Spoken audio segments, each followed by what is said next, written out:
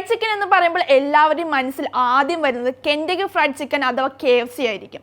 ലോകമെമ്പാടും സാന്നിധ്യമുള്ള ആയിരക്കണക്കിന് ഔട്ട്ലെറ്റുകളുള്ള KFC എന്നും ഫ്രൈഡ് ചിക്കൻ ഇഷ്ടപ്പെടുന്നവരുടെ പ്രിയപ്പെട്ട ബ്രാൻഡാണ്. പക്ഷേ ഇന്ന് നിലനിൽപ്പിനുള്ള പോരാട്ടത്തിലാണ് KFC എന്ന വാർത്തകളാണ് പുറത്തു വന്നുകൊണ്ടിരിക്കുന്നത്. ഫ്രൈഡ് ചിക്കൻ വിഭവങ്ങളുടെ ലോകമെങ്ങും രുചിവൈവിധ്യം പകർന്ന കെൻറ്റക്കി ഫ്രൈഡ് ചിക്കൻ എന്ന KFC കടന്നു പോകുന്ന തിരിച്ചടികളുള്ള കാലഘട്ടത്തിലൂടെയാണ്. വിൽപ്പനയിലെ കുറവും സമാന സ്വഭാവമുള്ള എതിരാളികളിൽ നിന്നുമുള്ള വലിയ മത്സരവുമാണ് ഈ അമേരിക്കൻ കമ്പനിയെ ഇപ്പോൾ പ്രതിസന്ധിയിലാക്കിയിരിക്കുന്നത്. KFC എന്ന ബ്രാൻഡിന്റെ തകർച്ചയ്ക്ക് പല കാരണങ്ങളുണ്ട്.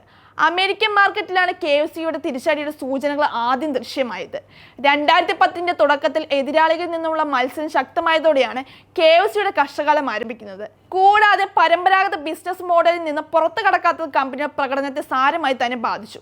നിലവിൽ ഇന്ത്യയിലും UK-യിലും മിഡിൽ ഈസ്റ്റ് രാജ്യങ്ങളിലും കമ്പനിയുടെ വളർച്ച താഴേക്കാണ് പോയിക്കൊണ്ടിരിക്കുന്നത്. കൂടാതെ ഇസ്രായേൽ പാലസ്തീൻ സംഘർഷം ഗൾഫ് രാജ്യങ്ങളിലെ KFCയുടെ ബഹിഷ്കരണ ആഹ്വാനങ്ങൾക്ക് വരെ കാരണമായി.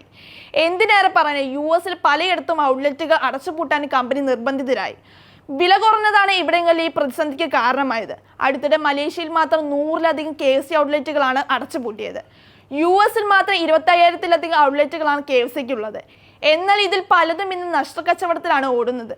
US-ലെ KFCയുടെ വിപണി വിവിധ 2023 സാമ്പത്തിക വർഷം 11.3% കുറഞ്ഞത്. മുൻ വർഷം ഇത് 16.1%. ഇനി ഇന്ത്യയിലെ KFCയുടെ അവസ്ഥ വിശദീകരിക്കുകയാണെങ്കിൽ രാജ്യത്ത് പ്രാദേശികമായി ഫ്രൈഡ് ചിക്കൻ ബ്രാൻഡുകൾ കൂടുതലായി ഉയർന്നു വരുന്നത് KFCക്ക് വലിയ തിരിച്ചടിയായി മാറി.